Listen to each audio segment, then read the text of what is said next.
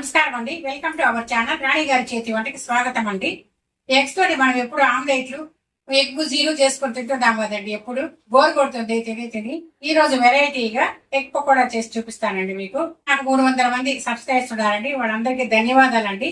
ఇలాగే నా ఛానల్ ని ఆదరించండి, సబ్స్క్రైబ్ చేసుకోండి, లైక్ చేయండి, షేర్ చేయండి. ముందుగా శుభ్రంగా జల్లించుకున్న శనగపిండి అండి. ఇందులో తగినంత సాల్ట్, కారం 1/2 స్పూను,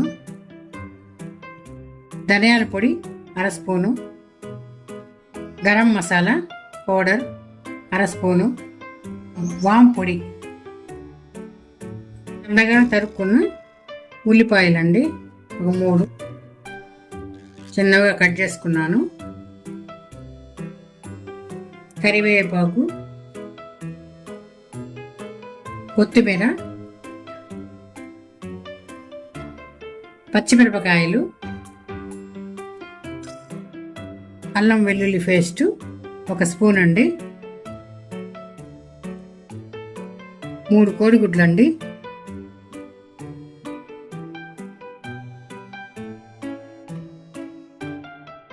అన్నిటిని బాగా కలుపుకోవాలి.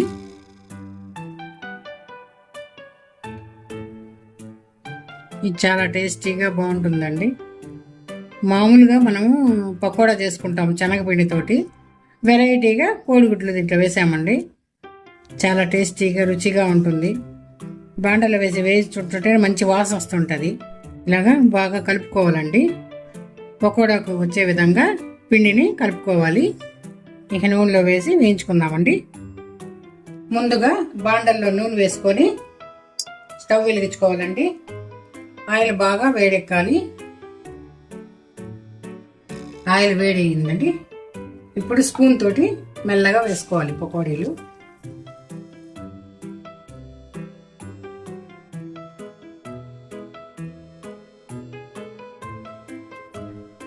మాడిపోకుండా నీట్గా వస్తాయి.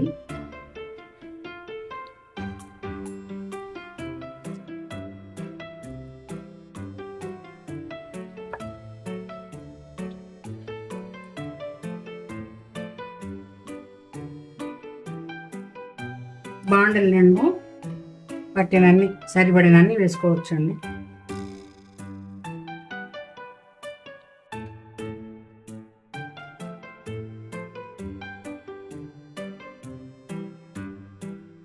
వంట తగ్గించి పెట్టుకొని చిన్నగా స్లోగా బాగా ఎర్రగా వేగేలాగా వేయించుకోవాలి.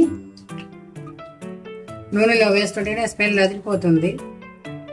పప్పు చేసుకొని దీంతో కాంబినేషన్ పప్పు కూరతో తిన్నారంటే చాలా సూపర్గా ఉంటుందండి. మన ఇంటికి ఎవరైనా గెస్ట్లు వచ్చినప్పుడు కూడా త్వరగా చేసి పెట్టేయచ్చు. ఎర్రగా వేగినాయండి, తీసేసుకుందాం.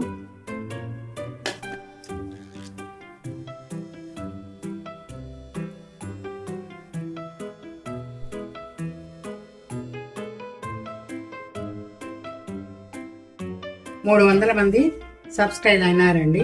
చాలా సంతోషం. వాళ్ళందరికీ ధన్యవాదాలండి.